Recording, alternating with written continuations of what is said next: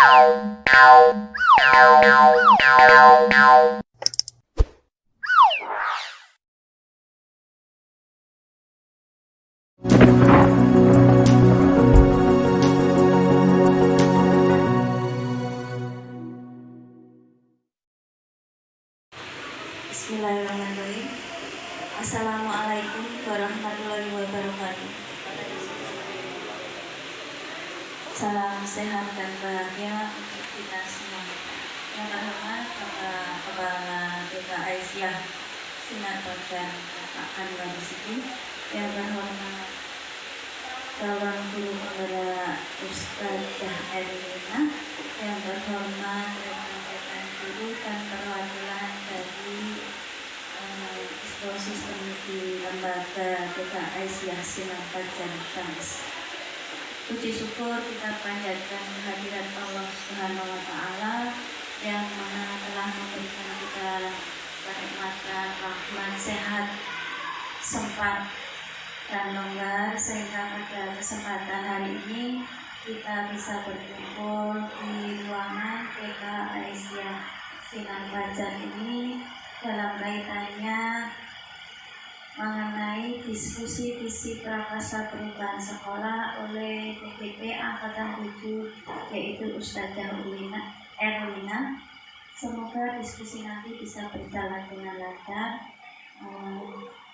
Sebelum kita memulai diskusi kali ini, marilah kita buka diskusi ini dengan bacaan basmalah bersama-sama. Bismillahirrahmanirrahim. Terima kasih. Semoga dengan bacaan basmalah tadi diskusi nanti bisa berjalan dengan lancar dan mendapatkan program sesuai dengan apa yang diharapkan. Sebelum diskusi dilanjutkan, pertama-tama saya akan membacakan urutan kegiatan pada siang hari ini. Pertama yaitu sambutan dari Kepala TK Aisyah Sinar Badan. Kedua, paparan visi prakarsa perubahan sekolah oleh TPP Ustadzah Erlina. Ketiga, tanggapan, saran dan harapan mengenai diskusi hari ini. Keempat, penutup. Dilanjutkan kegiatan selanjutnya yaitu sambutan dari Kepala TK Aisyah Sinar Badan kepada beliau Bapak Anwar Siti. Waktu dan tempat saya persilakan. Assalamualaikum warahmatullahi wabarakatuh. Yang dirahmati Ibu Sandi Pengajar Praktik IPB Angkatan 7 dan yang saya hormati Bapak Guru Erlina IPB Angkatan 7 dan saudara-saudari semuanya, teman-teman ekosistem di TK Aisyah Sinar Badan ini. Dan hari ini kita bersama-sama akan melaksanakan diskusi terkait isian prakarsa perubahan sekolah. Ini kami menyambut baik terkait kegiatan ini. Dengan adanya diskusi seperti ini, kita jelas punya visi ke depan yang akan nampak apa yang harus kita jalani, apa yang harus kita tuju, dan akan dibuat seperti apa perjalanan operasional sekolah yang akan datang. Dengan adanya diskusi ini adalah menyatukan frame di antara satu dan yang lain, baik pada sekolah, wali, dan sebagainya, guru maupun semuanya yang ada di luar. Dan inilah yang pastinya yang kita jalani bersama untuk menuju titik terang. Mau dibawa kemana sebuah lembaga ini? Nah, inilah yang nanti akan kita sama-sama diskusikan pada kegiatan pada siang ini. Dan terima kasih mengucapkan kepada Bu Samili yang selalu mendampingi ya jalannya CGP di guru kami. Mungkin ini yang sekian kalinya anak-anak menuju ya dari CGP. Yang kemarin kita angkatan 3 ada 2, dan angkatan 9 atau 8, 9 10 ya. Nah itu kita juga mencoba, semoga nanti lolos sehingga kompetensi guru CGB maupun yang lain bisa saling mengimbas ke satu dan yang lain, pada khususnya di lembaga PKS Nasional Pelajar ini, pada khususnya dan pada umumnya pada sekolah-sekolah yang ada di sekitar kita.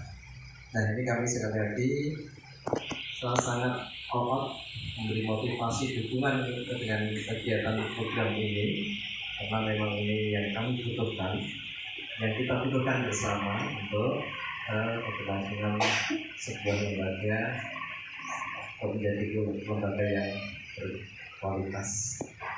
Dengan didukung kita sekolah sudah menjadi sekolah penggerak juga, ini adalah satu modal, tinggal mensinkronkan sekolah penggerak dengan guru penggerak. Nah ini nanti insya Allah akan satu fokus bersinergi sesuai dengan tujuan pendidikan Republik Indonesia.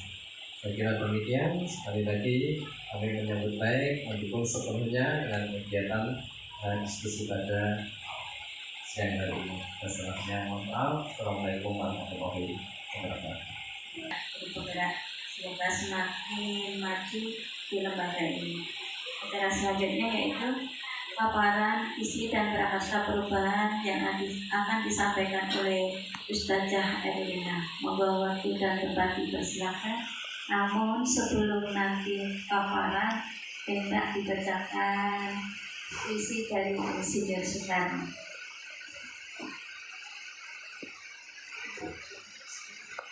Assalamualaikum warahmatullahi wabarakatuh. Yang terhormat Ibu Samili selaku pengajar praktik saya yang telah selalu bersabar dan senantiasa mendampingi dalam setiap kegiatan. Yang kami hormati Bapak Kepala Sekolah dan juga ustazah semuanya, terima kasih banyak atas waktunya. Mohon maaf apabila dalam kesempatan hari ini yang seharusnya teman-teman istirahat ya, tapi tetap bersama saya untuk belajar bersama ataupun diskusi. Pertama-tama marilah kita bersyukur, kita panjatkan kehadirat Allah Subhanahu wa Ta'ala yang telah melimpahkan rahmat hidayah dan karunia-Nya sehingga pada kesempatan kita hari ini bisa berkumpul di kelas PKS Nasional Pelajar ini. Salawat dan salam tak lupa kita haturkan kepada Nabi kita, junjungan kita Muhammad Sallallahu Alaihi Wasallam. Semoga saatnya kita nanti di hari akhir nanti. Amin ya rabbal alamin. Teman-teman dan ibu pengajar praktik yang saya hormati, perkenankanlah saya di sini menyampaikan diskusi terkait dengan visi penggerak, kemudian nanti bisa dipadukan dengan visi sekolah sehingga itu bersinergi dan nanti akan menjadikan wujud aktif kita bersama dalam meneruskan program-program kita. Amin. Untuk mengawali kegiatan diskusi pada pagi hari ini, pagi dia kita tetap semangat. Coba mana semangatmu? Ini semangatku. Semangat pagi, pagi, pagi, pagi. Walaupun ini sudah mau sore itu ya. Ya, terima kasih. Selanjutnya, di sini tadi disampaikan bahwa rasanya kita tidak mengenal Indonesia kalau kita belum melihat segala sesuatunya. Namun karena kita keterbatasan waktu, kondisi dan juga mungkin pikiran, kita melihat Indonesia dengan membaca lebih lanjut, dengan literasi, dengan membaca kita bisa membuat semuanya menjadi nyata dan pengetahuan wawasan kita menjadi bertambah. Salah satunya, nah ini ada puisi karya Bung Karno. Di sini saya akan mencoba karena di sini insya Allah semuanya ataupun ustazah semuanya akan lebih bersuara syahdu daripada saya untuk membacakan suara ini ataupun puisi ini.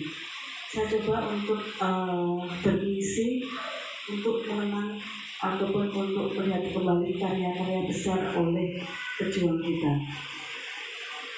Aku melihat Indonesia, karya Bung Karno.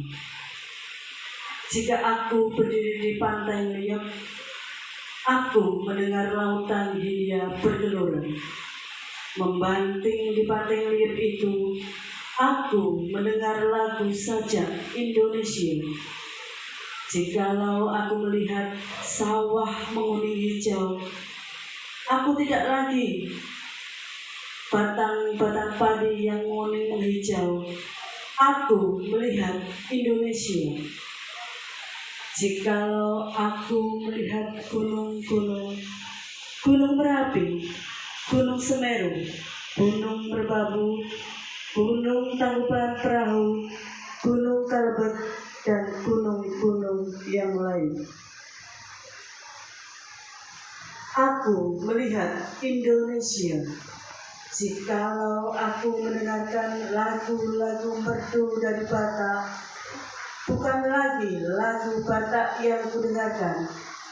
Aku mendengar Indonesia. Jikalau aku mendengar Pangkur Palaran, bukan lagi Pangkur Palaran yang kudengarkan. Aku mendengar Indonesia. Jikalau aku mendengarkan lagu Alessio dari Maluku, bukan lagi aku mendengarkan lagu Alessio. Aku mendengarkan Indonesia. Jikalau aku mendengarkan burung perkutut menyanyi di pohon, ditiup angin yang sepoi-sepoi, bukan lagi aku mendengarkan burung perkutut. Aku mendengar Indonesia. Jikalau aku menghirup udara ini, aku tidak lagi menghirup udara, aku menghirup Indonesia. Jikalau aku melihat wajah anak-anak di desa-desa dengan mata yang bersinar-sinar, Pak Merdeka, Pak Merdeka, Pak Merdeka. Aku bukan lagi melihat mata manusia, aku melihat Indonesia. Terima kasih. Itulah tadi terkait dengan karya besar Bung Karno selaku presiden pertama kita, yang insya Allah dengan karya besarnya ataupun karya-karya yang lain dan bisa kita lihat dalam kegiatan ataupun keseharian, semoga kita bisa meniru dan menerapkan dalam pembelajaran putra-putri kita. Yang pertama terkait dengan intisari modul, mohon untuk berdiri Ibu.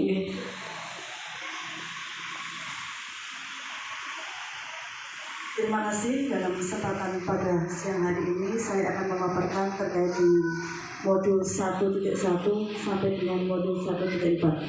Di sini yang telah kita pelajari modul 1.1 terkait dengan filosofi pendidikan Ki Hajar Dewantara, bahwasanya dasar pendidikan adalah menuntun, sehingga kita sebagai guru itu selayaknya ataupun memberikan tuntunan bagi putra-putri kita.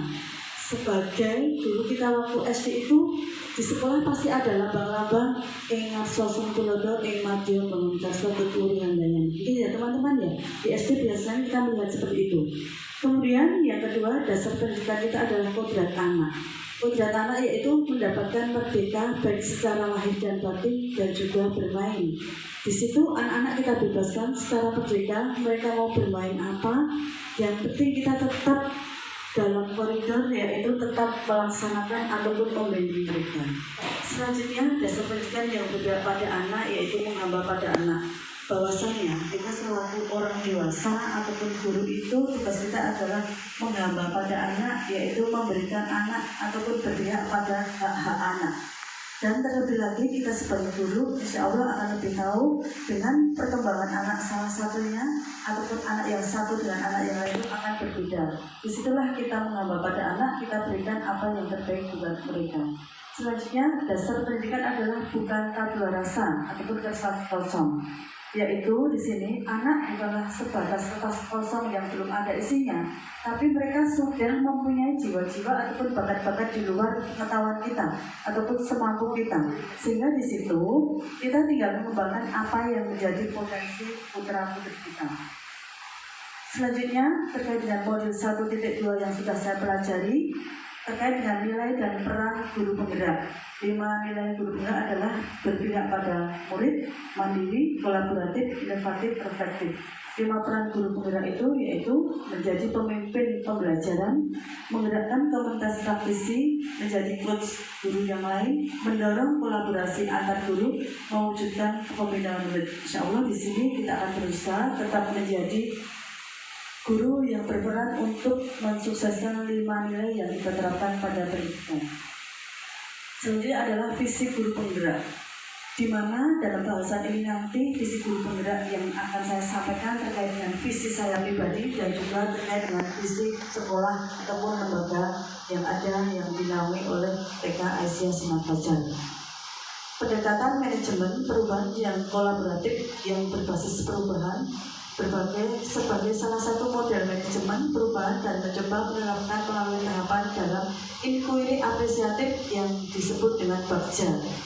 Buat pertanyaan, ambil pelajaran dari mimpi, jabarkan rencana, atur eksekusi. Di situ nanti visi penggerak saya yang akan saya sampaikan dalam pembahasan diskusi ini dan sudah menerapkan inquiry apresiatif terkait dengan pendekatan atur prakarsa belajar. Visi saya, ini visi pribadi saya, terwujudnya generasi yang berjiwa profil pelajar Pancasila yang kuat dan peduli lingkungan. Ada 6 profil pelajar Pancasila. Di situ nanti yang kita terapkan ataupun yang ingin saya sampaikan bahwa anak itu tidak hanya pintar dalam IQ, pintar dalam jiwa, tapi mereka juga mempunyai peduli lingkungan yang baik. Karena apa? Suatu saat ataupun mereka hidup tidak akan terus bersama orang tua, mereka akan hidup sendiri. Di situ nanti bekal adalah dengan lingkungan mereka akan hidup dan bekerjasama dengan semuanya. Banyak yang mereka temui, tidak hanya orang baik, tidak hanya orang yang kurang beruntung, tidak hanya terus mereka anak dari orang kaya akan menjadi kaya, namun bekal-bekal terkait dengan peduli lingkungan itulah yang harus senantiasa kita tanamkan. Prakarsa perubahan diri berfokus pada visi peduli lingkungan dan mandiri. Perubahan untuk meningkatkan rasa peduli lingkungan dan berkarakter mandiri pada anak di PAUD Aisyah Sinar Fajar melalui pembiasaan dan pembelajaran. Inilah cara yang akan saya gunakan kenapa saya ingin mewujudkan visi tersebut. Di sini banyak berbagai karakteristik dari anak-anak, baik dari lingkungan yang biasa, ekonomi yang biasa, sampai ekonomi yang menengah dan ada yang ekonomi ke atas. Sehingga di situ salah satu visi saya adalah membangun terusnya generasi yang berjiwa profil pelajar Pancasila dan juga mempunyai peduli lingkungan yang luar biasa. Ini nanti yang akan saya kupas tuntas dalam prakarsa bagja. Sebelumnya kita paparkan dulu untuk modul 1.4 terkait dengan budaya positif yang kemarin teman-teman bersama kita sudah saya diseminasikan atau kita belajar bersama terkait budaya positif. Saya rasa ini tidak perlu saya sampaikan lagi karena kemarin kita sudah ada pembahasan terkait dengan budaya positif. Langsung saja tahap perubahan bagja berdasarkan prakarsa perubahan diri, di mana saya tadi ingin membuat anak itu mempunyai jiwa profil pelajar Pancasila dan juga ingin mempunyai peduli lingkungan yang luar biasa. Di sini buat pertanyaan mengapa anak kurang peduli saat ada teman di kelas yang minta tolong. Ini salah satu contoh ringan. Jadi hal-hal ringan itu yang bisa kita aplikasikan nyata dalam pembelajaran sehingga anak bisa melaksanakannya. Tindakannya melakukan observasi terkait diri anak, baik wawancara ataupun komunikasi berlangsung.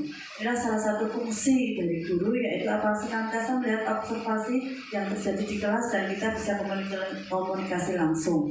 Kemudian, bagaimana solusi yang saya lakukan agar anak mempunyai sikap empati dan sikap simpati terhadap lingkungan sekitar, memberikan motivasi dan anak tauladan bagi anak.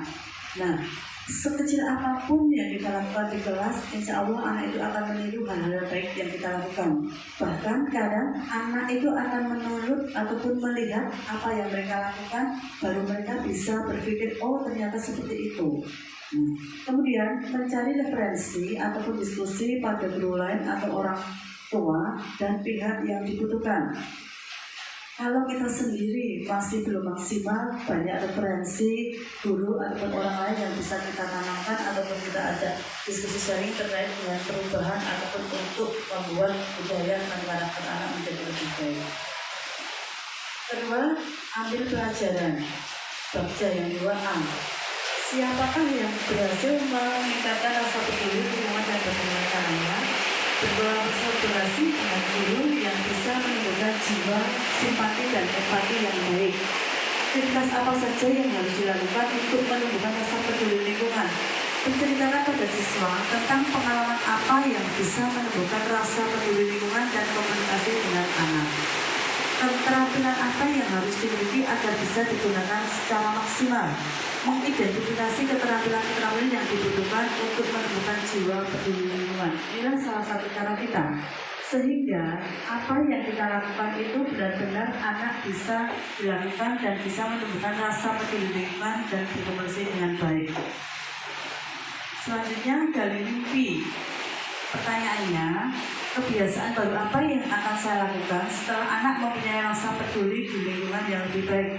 Kita tidak terus tinggal diam. Kalau anak sudah merasa ataupun sudah mampu sedikit peduli dengan lingkungan yang baik, namun tetap menyusun program-program kebiasaan yang baik untuk selalu meningkatkan rasa empati dan simpati. Bagaimana perasaan saya ketika melihat rasa peduli anak yang sudah baik pada anak? Membangun rasa memiliki dan saling menyayangi antar warga sekolah itu penting. Hal pendukung apa agar rasa peduli lingkungan selalu meningkat? Selalu memotivasi dan meyakinkan pada anak pentingnya rasa peduli lingkungan. Apakah semua anak mempunyai rasa peduli lingkungan yang baik? Melakukan praktek-praktek langsung tentang peduli lingkungan. Di sini nanti kita akan bisa melihat anak bagaimana anak itu terhadap lingkungannya. Kalau anak sudah terbiasa di lingkungan sekolah, insya Allah nanti di lingkungan manapun anak akan membawa karakter itu menjadi lebih baik lagi, dan di setiap tempat dia akan mempunyai rasa peduli lingkungan yang luar biasa. C. Yang keempat, langkah apa yang harus saya lakukan dan berapa lama target saya agar bisa menumbuhkan rasa peduli lingkungan? Komunikasi dengan anak yang suka menolong dan menyayangi teman. Bagaimana cara saling menyemangati dan memupuk rasa saling menyayangi dan suka menolong juga peduli sekitar. Bagaimana cara mengukur progres keberhasilan langkah kemajuan. Komunikasi pada anak yang pasif. Senantiasa kita mengajak anak-anak yang pasif itu cenderung mau mengungkapkan kemauannya, keinginannya, kita ajak bicara, kita dekati. Karena memang tidak mudah bagi anak yang pasif itu untuk mengungkapkan keinginannya. Menciptakan kegiatan kelas yang menyenangkan, baik dari pembelajaran, pembiasaan maupun hal-hal yang baik yang bisa kita lakukan. Mencatat hal-hal yang mengalami perkembangan dan evaluasi jika ada hal yang kurang sesuai. Senantiasa kita ada refleksi sehingga hal-hal yang belum sesuai itu bisa kita tingkatkan di kemudian hari. Kemudian hal-hal yang sudah baik itu kita kembangkan agar menjadi pembiasaan dan penanaman karakter yang baik. Atur eksekusi, yaitu tahapan terakhir, siapa saja yang akan saya libatkan dalam program pembiasaan kegiatan untuk mendukung pembentukan rasa peduli lingkungan yang baik. Kapan rencana kegiatan peningkatan rasa peduli itu dimulai? Siapa saja yang mengamati, memantau, menampung juga memberi solusi jika ada permasalahan. Bagaimana RTL atau cara menjaga agar kegiatan peningkatan rasa peduli lingkungan tetap berjalan dengan baik. Selalu koordinasi dengan guru, orang tua, dan pihak sekolah agar tetap terpantau kegiatan yang baik. Membuat kegiatan peningkatan rasa peduli lingkungan dengan baik dan menyenangkan. Melakukan pembiasaan-pembiasaan yang diawali dari diri guru, orang tua, pihak sekolah sebagai contoh yang baik. Bekerjasama dan komunikasi aktif tentang perkembangan anak, baik kebiasaan ataupun pembelajaran. Di sini stakeholder yang kita libatkan adalah guru, orang tua, pihak sekolah, kemudian hal-hal ataupun terkait dengan apa yang bisa membentukkan karakter perlu kita tingkatkan. Sehingga kerjasama dan komunikasi aktif tentang perkembangan anak, baik pembiasaan ataupun pembelajaran itu senantiasa kita lakukan, tetap dengan melihat tahap perkembangan dan kondisi anak. Nah, di sini tadi kesimpulannya yaitu dari hal ataupun kegiatan-kegiatan visi saya yaitu sebagai pembentuk ataupun membentuk profil pelajar Pancasila dengan tetap peduli lingkungan dengan cara kerja yang akan saya sampaikan, antara lain melibatkan orang tua, itulah yang paling pokok, kemudian melibatkan guru dan juga melibatkan pihak-pihak sekolah dan juga stakeholder yang tetap berkesinambungan. Terkait dengan visi sekolah, yaitu membentuk generasi yang soleh, kuat imut dan kuat jiwa. Kemudian visi menyiapkan lingkungan belajar yang menunjukkan keimanan dan ketakwaan kepada Tuhan yang Maha Esa atau Allah Subhanahu Wa Taala, menunjukkan pembiasaan karakter baik dan akhlak, memberikan keteladanan terhadap anak, menciptakan suasana belajar yang membuat sikap gotong royong, menanam rasa cinta tanah air budaya lokal, menciptakan suasana belajar yang menimbulkan sikap aktif, kritis, bernalar kritis dan mandiri, menciptakan lingkungan belajar berrelasi sehat dan cinta alam. Di sini sudah saya sampaikan ataupun sudah saya sesuaikan terkait dengan visi saya, sehingga visi yang saya jalankan itu nanti tidak bertolak belakang dengan visi ataupun misi yang ada di sekolah.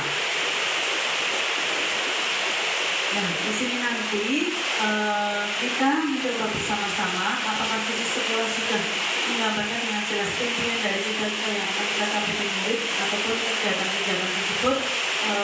Dalam diskusi itu nanti mari kita diskusikan bersama apa yang menjadi impian kita, kemudian kita bahwa murid adalah apa, mari kita sebagai guru bisa menanamkan jiwa-jiwa itu ataupun kegiatan itu. Itu mungkin yang saya paparkan ataupun yang saya sampaikan dalam kegiatan pagi ini.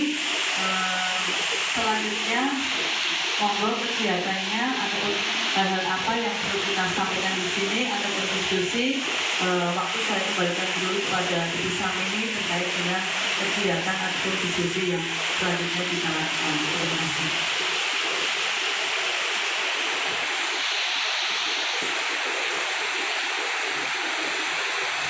Terima kasih untuk paparan visi dan saya berikan Ustaz Jantelina. Selanjutnya untuk memimpin diskusi sesuai dengan apa yang visi di sekolah ini, hendaknya bisa melanjutkan diskusi ini sesuai dengan visi yang akan dibangun di dalam luar biasa.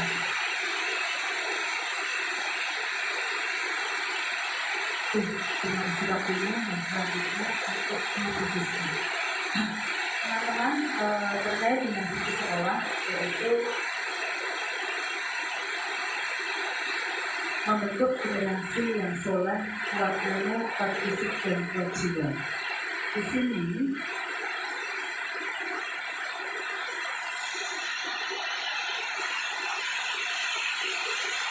kita ini sebagai guru memilihkan murid yang bagaimana. Nanti dari masukan teman-teman itu bisa saya berikan referensi atau bisa saya berikan wawasan untuk membuat program-program yang sekiranya mendukung visi saya pribadi dan visi dari sekolah dunia. Itu sehingga nanti saat kegiatan itu kita berharap ke depannya identitas pada itu bersama visi itu bisa membangun ataupun bisa mewujudkan murid yang bagaimana seperti itu. Okay. Itu monggo dari salah satu atau perwakilan dari Ustazah bisa menyampaikan terkait dengan kita memberikan murid yang seperti apa seperti itu. Sehingga nanti dalam kegiatan-kegiatan itu tetap kita laksanakan kegiatan-kegiatan yang bisa mewujudkan visi misi tersebut. Dari Ustaz dan Istri, silahkan saya sampaikan. Oh iya, dari Ustaz dan Istri, monggo. Kegiatan ataupun visi yang kita impikan untuk murid kita. Terima kasih. Yang kita dari fondasi awal dulu untuk akhlaknya. Jadi kita untuk pembiasaan untuk akhlaknya dulu, kemudian untuk rohaninya dulu, untuk yang terutama membiasakan untuk sholat 5 waktu dan peduli dengan sesama.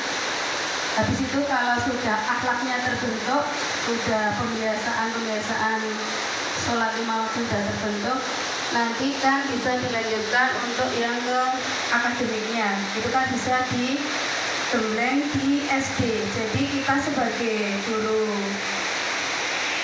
TK, kita yang pertama adalah menggembleng untuk akhlaknya, biar terbentuk dari kecil sudah terbentuk untuk akhlaknya.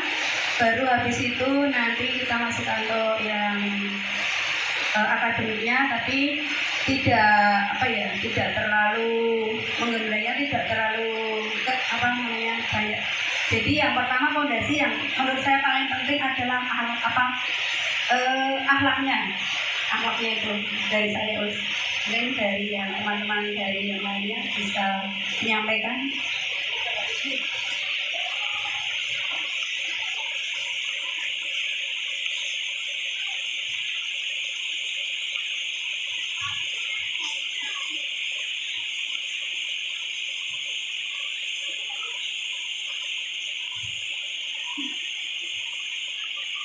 Ya, terima kasih untuk waktunya. Dari yang disampaikan Lina, cepat visinya tadi, apa visinya tadi?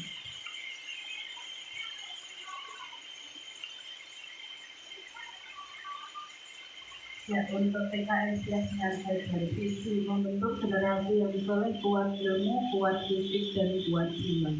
Dari yang disebutkan di paparan tersebut, bahwa dari kesemuanya itu memang harus kita capai. Akan tetapi memang ada hal yang paling utama yang harus kita dahulukan pada tataran anak usia dini, terutama di TK Aisyah Sinar Fajar. Untuk membentuk kesemuanya itu tidak mungkin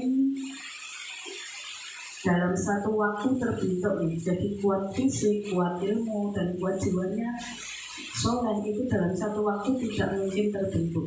Jadi memang harus ada yang paling diutamakan terlebih dahulu. Ya, terutama seperti yang dikemukakan Ustazah Titi, yaitu pada akhlaknya terlebih dahulu. Nah, kemudian setelah itu ketika akhlak sudah terbentuk, itu nanti akan bisa disinkronkan dengan apa yang dipaparkan Ustazah Lina, yaitu empati, simpati, dan empatinya pun akan terbentuk ketika akhlaknya terlebih dahulu kita bentuk. Itu dari hal yang kecil, umpamanya dari hal yang kecil. Saling menolong di kelas saja. Ketika kita membutuhkan sesuatu, kita kan tidak mungkin Ustazah sendiri membutuhkan sesuatu. Sebenarnya kita bisa mengambilkan ini, mengambil itu, tapi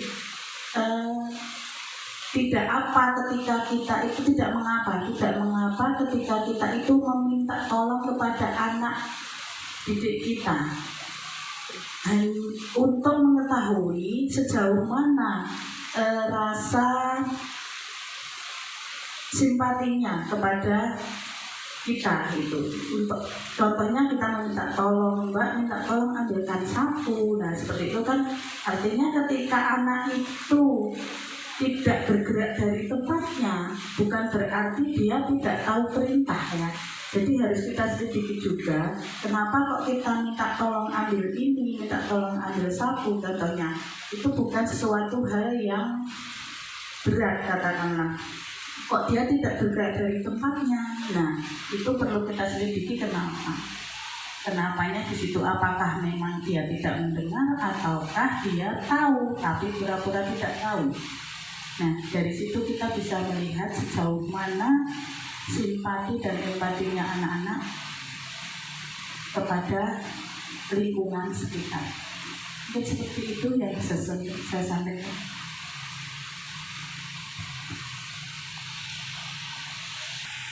sudah disebutkan bahwasanya memang pembentukan akhlak yang baik, kemudian baru peningkatan kompetensi maupun akademik, itu nanti akan terbentuk profil belajar Pancasila. Dan pembiasaan-pembiasaan dan juga penanaman kebiasaan yang baik sekecil apapun yang sudah kita biasakan sejak dini itu akan membawa karakter yang baik, di mana 6 profil pelajar Pancasila pelan-pelan dari dasar insya Allah kalau semua itu kita lakukan dengan baik, semua akan menjadi bermanfaat dan menanamkan anak menjadi rasa cinta Indonesia yang lebih baik. Seperti itu. Kemudian apa yang kita pikirkan terhadap perkembangan murid, saudara? Bahwa kita berpikir murid itu ataupun anak itu sebenarnya mampu apa yang harus mereka lakukan, ataupun mereka mempunyai perkembangan dan mereka mempunyai perkembangan dan juga peningkatan masing-masing. Jadi kita tidak bisa menyamakan anak yang satu dengan anak yang lain. Itu. Kemudian untuk yang C, di sekolah kita mengutamakan, nah kalau di TK ini sudah sesuai dengan visi sekolah, yaitu mewujudkan generasi yang kuat fisik, kuat ilmu, kuat jiwa. Di situ sekolah juga sudah memberikan program-program pelayanan ataupun kegiatan-kegiatan yang mendukung hal tersebut ya. Salah satunya dengan kegiatan takbir, kemudian kegiatan pengembangan secara kejiwa, kemudian ada juga secara nasionalis kita melakukan kegiatan-kegiatan upacara, kemudian pengenalan hari besar. Di situ mendukung salah satu pembentukan bahwasanya memang TK Asia Sinar Bantul itu memberikan pelayanan ataupun pembentukan karakter-karakter dengan kebiasaan-kebiasaan yang lebih baik.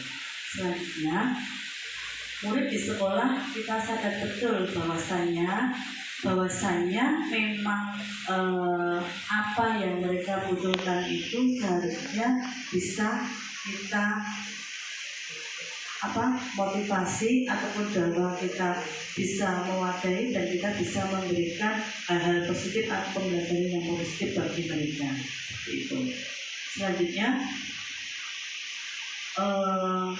untuk mewujudkan visi sekolah, kita pada sekolah perlu bersinergi ya terkait dengan hal-hal ataupun keyakinan bahwasanya banyaknya peraturan ataupun kesepakatan kelas, keyakinan kelas yang sudah kita terapkan itu dengan tujuan bahwa kita sebagai warga sekolah bisa saling bersinergi dan mewujudkan visi sekolah yang sudah kita sepakati bersama. Dan visi sekolah itu pun setiap tahun ataupun setiap kondisional itu ada pembaruan ataupun perubahan sesuai dengan perkembangan ataupun sesuai dengan kondisi sekolah masing-masing. Seperti kita yang karakteristiknya berada di sekolah ataupun berada di tengah-tengah kecamatan dan kebanyakan itu santrinya atau muridnya tidak dari satu kecamatan yang sama, sehingga kita pada sekolah itu harus melakukan kegiatan-kegiatan juga menumbuhkan kebiasaan-kebiasaan dan mengenali juga dari mana asal mereka, juga dari mana asal usul mereka, dan juga dari mana kegiatan-kegiatan dan orang tua mereka dari apa. Saya dan guru lain di sekolah paham bahwasanya visi di sekolah tidak akan berjalan dengan baik kalau tidak ada kerjasama yang baik dari semua pihak ataupun semua warga sekolah. Sehingga dalam penyampaian ataupun pembuatan visi sekolah, kita sebagai guru itu tidak bisa membuat sendiri. Kita ada komite, kemudian ada orang tua wali, kemudian ada guru, kemudian ada kepala sekolah manajemen, dan ada lingkungan sekolah, tokoh masyarakat, tokoh dunia usaha yang kita libatkan dalam membuat atau pembaharuan visi sekolah. Karena memang tadi kita sampaikan, kita tidak menjalankan visi itu sendiri. Visi itu kita gotong bersama-sama ataupun cita-cita luhur bersama dengan jalan dengan visi yang berbagai cara. Dan visi dengan berbagai cara itu pun harus tetap mengacu pada tujuan yang harus kita laksanakan. Demikian terkait dengan apakah visi sekolah sudah menggambarkan dengan jelas impian dan cita-cita yang akan dicapai pada murid kita. Insya Allah kita dalam proses pembelajaran itu senantiasa selalu memperhatikan visi sekolah dalam setiap pembuatan program, selalu melibatkan komite sekolah ataupun stakeholder sekolah, selalu melihat perkembangan putra-putri kita setiap melaksanakan program sekolah. Demikian Ibu dari paparan kita dan dalam penyampaian visi misi sekolah ini, semoga dengan visi sekolah yang sederhana ini namun akan membuat hasil yang maksimal dan bisa mewujudkan putra-putri kita yang lebih baik dan sinkron dengan visi pribadi saya, sehingga di sekolah akan mendapatkan tempat ataupun kegiatan-kegiatan pelibatan kebiasaan karakter yang lebih baik. Dari saya sekian, terima kasih. Mohon maaf apabila masih banyak ataupun ada kata-kata yang salah. Billahi taufiq wal hidayah. Wassalamualaikum warahmatullahi wabarakatuh.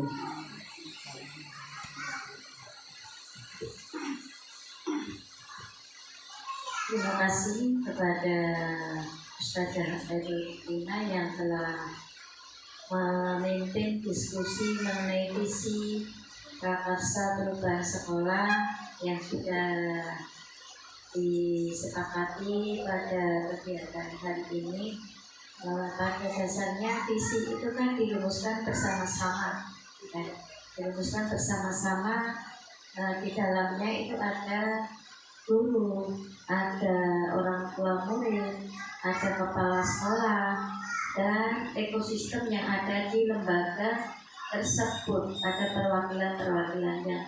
Pada intinya menginginkan itu sekolah ini menjadi seperti apa, menginginkan murid kita ini mau dijadikan seperti apa, itu kan di visi tadi.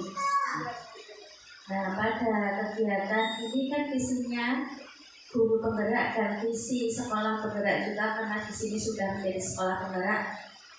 Insya Allah kan sudah sesuai dengan apa yang diprogramkan oleh pemerintah, yaitu program-program yang direncanakan mengarah ke keberpihakan terhadap murid. Terima kasih juga atas itu masukan-masukannya bagi rekan-rekan guru, bagi ekosistem sekolah sini. Semoga nanti bisa berjalan dengan lancar visi-visi yang sudah direncanakan, bisa menghasilkan meluluskan murid-murid yang berakhlak, berkarakter, dan yang sudah diputuskan seperti itu. Sementara di programnya Bu Erlina membuat program anak yang berakhlak mulia, peduli pada lingkungan. Ya, itu kan Bu Ustazah Erlina. Terima kasih, kegiatan hari ini berjalan dengan lancar. Semoga implementasinya nanti juga lancar, penerapannya juga lancar. Pada akhirnya akan meluluskan murid-murid yang berakhlak karimah, berkarakter, empati, simpati, peduli lingkungan dimanapun anak berada. Selanjutnya penutup pada kegiatan siang hari ini, walaupun dalam keadaan hujan kita tetap semangat untuk membahas visi ini ya, bunda-bunda semuanya. Sebelum saya akhiri diskusi kali ini, banyak salah dan kurangnya saya bersama ibu dan semuanya. Itu pribadi dari saya, mohon maaf yang sebesar-besarnya. Marilah kita tutup kegiatan diskusi kali ini dengan membaca hamdalah bersama-sama. Alhamdulillahirabbil alamin.